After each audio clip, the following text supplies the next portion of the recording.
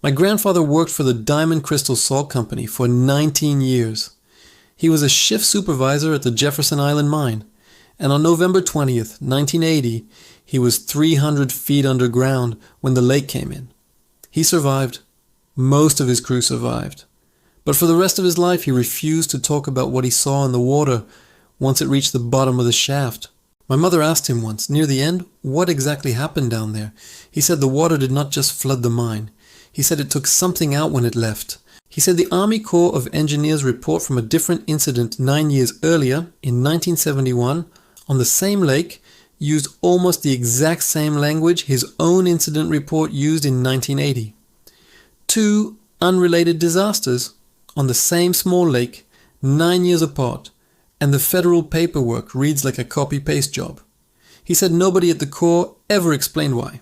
And then he stopped talking about it, and he never brought it up again. I want you to understand something before we go further. I have been doing this long enough to recognize when a story is being managed. I filed 11 FOIA requests to build this video. 5 were denied outright. 3 came back with significant redactions, entire paragraphs removed from incident summaries that should be public record. 3 came back clean, but those 3 only covered the 1980 sinkhole disaster everyone already knows about.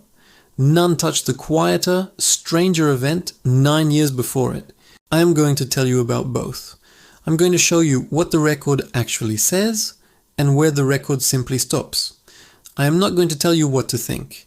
I'm going to tell you what the documents show and what the people who were there say happened. Lake Peigneur sits in Iberia Parish in southern Louisiana, about 10 miles from New Iberia and roughly 20 miles from the Gulf of Mexico. Before 1980, most maps listed it as a shallow, freshwater lake, roughly 3 feet deep at its deepest point, sitting on top of the Jefferson Island Salt Dome. That salt dome is enormous. It is one of 5 salt domes that punctuate this stretch of the Louisiana coast, formed over millions of years as ancient seabed salt deposits pushed upward through softer rock. Diamond Crystal Salt Company had been mining inside that dome since 1919, running shafts more than 300 feet beneath the lake bed, deeper than the height of the Empire State Building. The mine itself was, by the standards of the industry, considered one of the more stable and well-engineered salt operations in the Gulf South, employing more than 50 workers at the time of the events in this video. Most of them, like my grandfather, from small Acadiana communities within a 20-mile radius of the lake. Above the surface, Texaco had drilling rights on the same lake, operating oil exploration rigs as part of a joint arrangement that allowed both companies to extract resources from the same small body of water, one from below, one from above. This dual-use arrangement, mining beneath a lake while a separate company drilled for oil on its surface, was not unusual for this stretch of Louisiana coastline in the mid-20th century. But it created a regulatory blind spot that multiple federal agencies acknowledged after the fact, without ever fully resolving who bore primary responsibility for coordinating the 2 operations. That overlapping jurisdiction is the first thing investigators flagged after 1980, and it is the first thing that connects forward to what happened to a Texaco crew operating in the same lake 9 years earlier. The U.S. Army Corps of Engineers has had a regulatory interest in Lake Peigneur since the early 20th century, because the lake connects via a series of canals to the Gulf Intracoastal Waterway, a federally maintained shipping channel. Any activity that could affect the lake's water levels, salinity, or structural stability around those canals falls under Corps oversight, at least on paper. In practice, the Corps' direct field presence at Lake Peigneur before 1980 was minimal, limited mostly to periodic surveys of the canal locks connecting the lake to Delcambre Canal and out to Vermilion Bay. One of those surveys, conducted in the spring of 1971, is where this story actually starts, 9 years before the disaster most people have heard of. In March of 1971, a 4-person Army Corps survey team was sent to inspect the lock system connecting Lake Peigneur to Delcambre Canal, following reports of unusual water level fluctuations the previous winter. The team lead was a 38-year-old civil engineer named Donald Fontenot, based out of the Corps' New Orleans district office. Fontenot had been with the Corps for 11 years and had a reputation, according to colleagues I tracked down, for being meticulous to the point of being difficult to work with. His final field report, filed in April of 1971, runs to 31 pages. I obtained it through a partial FOIA disclosure. The last 6 pages are missing. Not redacted, simply absent from the file that was released to me. What the surviving 25 pages describe is methodical and for the first 20 pages, completely unremarkable. Lock mechanisms inspected, water salinity tested, standard hydrological notes about tidal influence reaching inland through the canal system. Then, on page 21, the tone of the report changes. Fontenot writes that during a sounding survey of the lake bottom near the canal mouth, his equipment recorded a depth reading that did not match any previous survey of the lake. The instrument indicated a depth of over 400 feet at a single point, in a lake that every prior chart listed as no more than 10 feet deep anywhere along that section. He assumed equipment malfunction. He recalibrated. He took the reading again. The result was the same. He noted in the report that he took a third reading from a different position on the boat using a separate piece of equipment, specifically to rule out instrument failure. The third reading also showed an anomalous depth, though at a slightly different number, close to 380 feet. Fontenot wrote, and I am reading directly from the obtained pages, "There is no geological feature on any survey map of this lake that would account for a depression of this magnitude. Recommend immediate follow-up survey with specialized equipment." That recommendation appears on page 23. The follow-up survey he requested is not mentioned anywhere in the remaining pages of his own report, and no separate follow-up report exists in any archive I've been able to access. The official reason the Corps gives, when asked today about anomalous readings near salt dome lakes in this region, is that early sonar equipment from this period was prone to interference from underground salt formations, which can distort acoustic readings. That is the official explanation. It is also, according to 2 retired hydrological engineers I consulted who are familiar with 1970s sounding equipment, only partially true.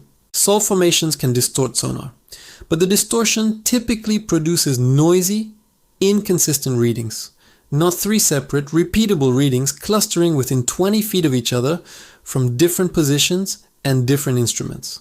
I have tried to accept the equipment malfunction explanation. The data, as documented in Fontenot's own surviving pages, does not support it cleanly. What happened to Donald Fontenot after April of 1971 is, on its own, a small and strange footnote. He requested a transfer out of the New Orleans district office in June of 1971, 2 months after filing his report. The transfer was approved. He moved to a Corps office in Vicksburg, Mississippi, working on unrelated river engineering projects for the remainder of his career. He retired in 1989. He died in 2004. I located one surviving colleague, a retired Corps engineer named Walter Ardouin, now 81, who worked alongside Fontenot in the early 1970s. Ardouin agreed to speak with me on the record. He told me Fontenot was not the type of man to request a transfer over nothing. He said Fontenot had told him, informally, off the record at the time, that he believed something about the Lake Peigneur survey had been deliberately mishandled at a level above his own position, though Fontenot never specified what or by whom. Ardouin said Fontenot used a phrase that stuck with him for 50 years. Fontenot said, quote, "Some lakes you're not supposed to measure twice." Ardouin told me he never understood what that meant, until I called him and explained why I was asking about Lake Peigneur in the first place.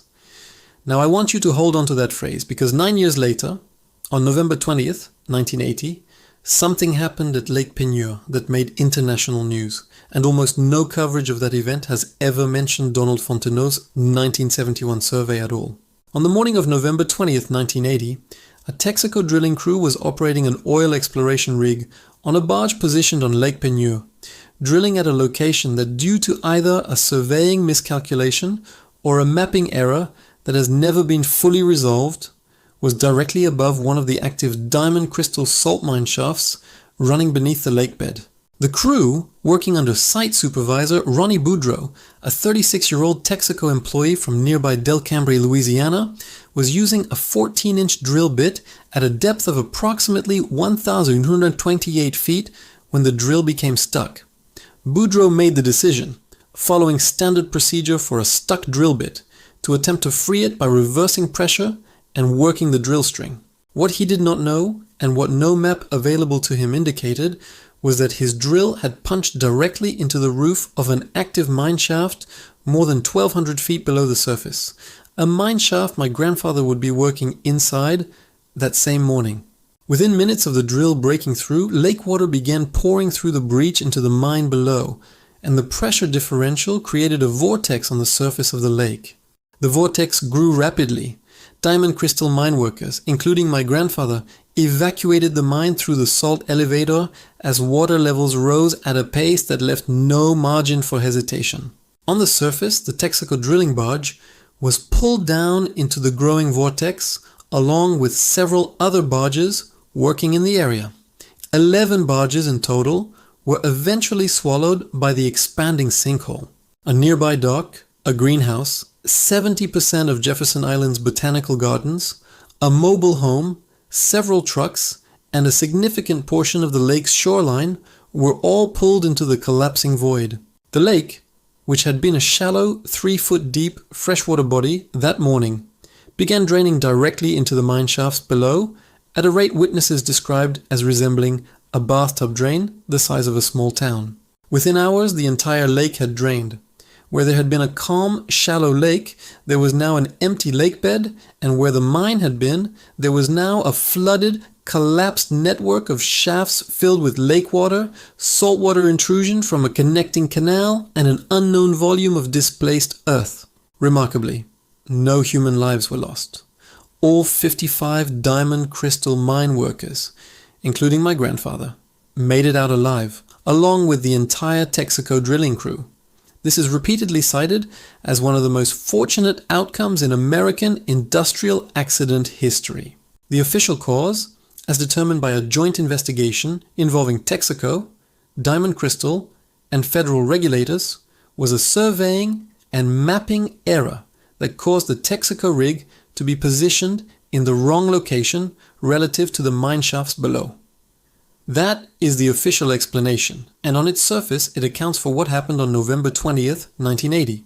What it does not account for is Donald Fontenot's 1971 report, sitting in a Corps archive 9 years earlier, describing anomalous depth readings in the same lake that nobody followed up on, accompanied by an engineer's request for a transfer, and a cryptic remark about lakes you are not supposed to measure twice. I have tried to treat these as two unrelated events. The 1971 survey anomaly and the 1980 mining disaster sit in completely separate regulatory files, investigated by different agencies, 9 years apart, with no official cross-reference between them anywhere in the federal record. But the location is identical. The phenomenon, anomalous, unexplained behavior involving the lake's relationship to what lies beneath it, rhymes uncomfortably between the two events. And the paperwork itself, when you put the two reports side by side, which I have done, shares a strange linguistic fingerprint that I cannot fully explain. I want to go back to something my grandfather told my mother near the end of his life, because at the time I first heard this second-hand account, I did not understand what it meant.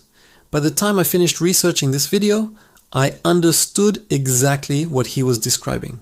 My grandfather's name was Lucien Heber. He was 52 years old in 1980. A shift supervisor with 19 years at Diamond Crystal from Erith, Louisiana, about 15 miles from Jefferson Island. He gave a formal statement to company investigators 3 days after the disaster, which is part of the public record from the subsequent litigation between Texaco and Diamond Crystal. That statement is brief, technical, and focused entirely on the evacuation procedure and timeline. It does not mention what he told my mother decades later, off the record, in private. According to my mother, my grandfather described the moment the water first reached the lower level of the mine where his crew was working. He said the water came in fast, exactly as the official accounts describe. But he said something else came with it. He described it as a pulling sensation in the water itself, not just the physical force of the flood, but something he could only describe as a current that seemed to be moving toward a specific point, rather than simply flowing downhill with gravity. He said, when the water reached waist height and they were still working their way to the elevator shaft, he heard a sound beneath the rushing water. He described it as low and rhythmic, and said it did not match the chaotic noise of the flooding itself. He said it sounded almost like something breathing, slow and enormous, somewhere beneath the noise of the collapse.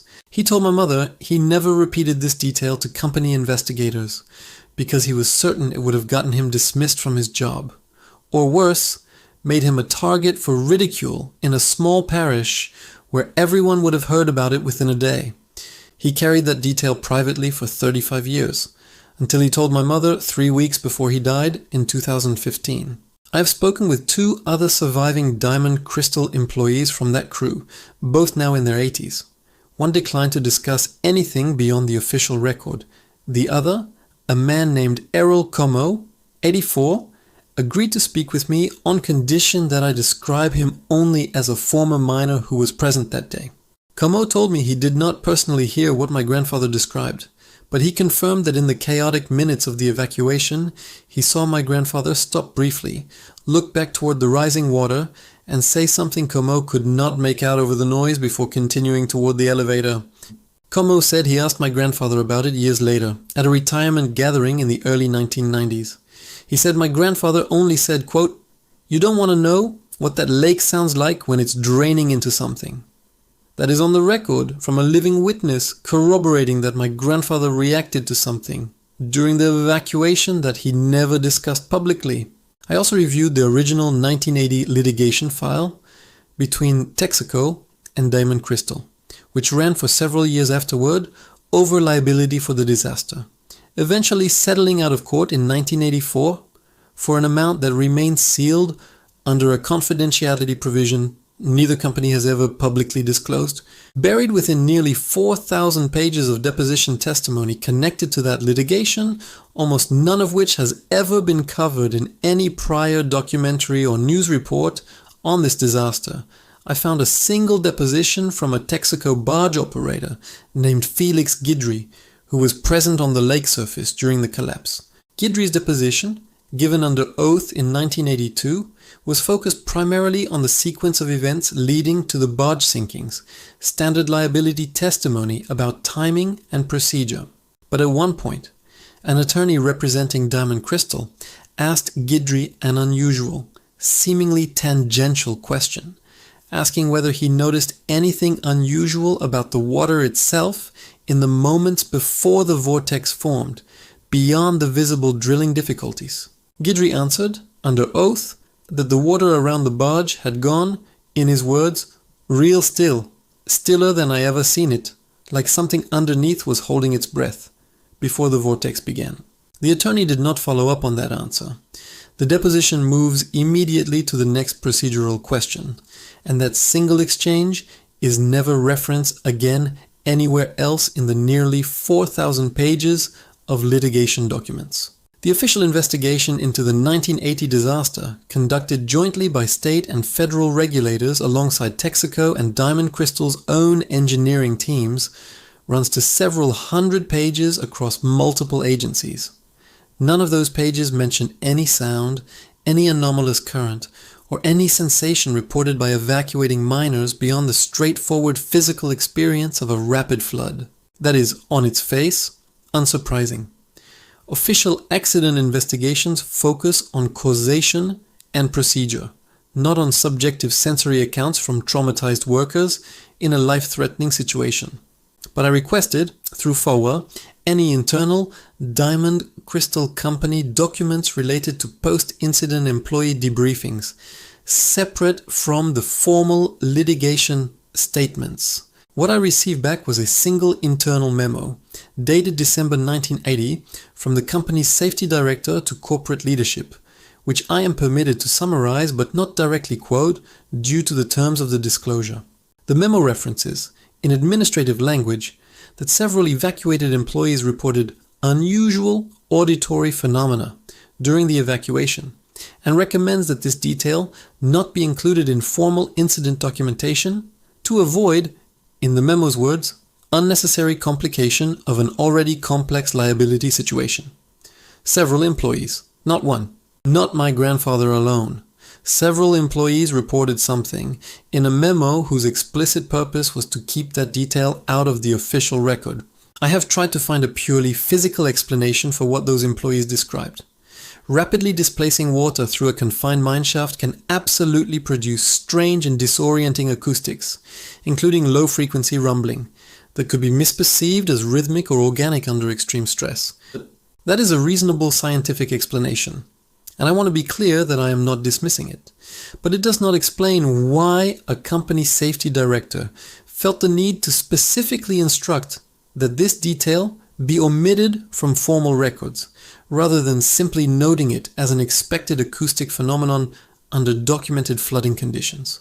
The official reason, when I asked a current Diamond Crystal corporate spokesperson about this memo, by referencing its FOIA case number, was that the company had no comment on internal documents from over 4 decades ago, and that any historical safety practices would have been superseded by modern protocols. That is the official response. It is also notably not a denial that the memo exists, or that the events it describes occurred. As of June 2025, Lake Peigneur exists today as a deeper, saltwater lake, having refilled from the Delcambre Canal connection to the Gulf after the 1980 drainage, with a maximum depth now reported at approximately 1,300 feet, making it, by some measurements, one of the deepest lakes in the state of Louisiana. The Jefferson Island salt mine ceased operations permanently following the disaster and has never reopened. The flooded mine shafts beneath the lake remain sealed and inaccessible today, still filled with water, displaced salt, and debris from the 1980 collapse. The Army Corps of Engineers continues to maintain regulatory oversight of the connecting canal system, and current Corps documentation about Lake Peigneur references the 1980 disaster extensively as a case study in industrial and regulatory failure. Donald Fontenot's 1971 survey report is not referenced in any current Corps documentation about the lake that I have been able to locate, despite being a matter of public record within the agency's own historical archive. I submitted a formal request in 2024 asking the Corps to clarify whether any connection between the 1971 survey anomaly and the 1980 disaster had ever been internally reviewed. The response I received, dated February 2025, stated that no record of such a review exists and that the two events are not considered related within agency files. That is still the Corps' official position today. The two events remain, on paper, completely unconnected. The lake is still there. It is deeper now than it has ever been on any historical record, and what lies at the bottom of that depth, more than 1,000 feet down in water that did not exist in that configuration before November of 1980, has never been thoroughly surveyed since the disaster occurred. Local fishing guides who operate on Lake Peigneur today still avoid running their boats directly over the deepest section of the lake, the section that roughly corresponds to where the original mine shafts collapsed, and 2 of them spoke with me for this video. Neither of them could give me a specific technical reason for this practice.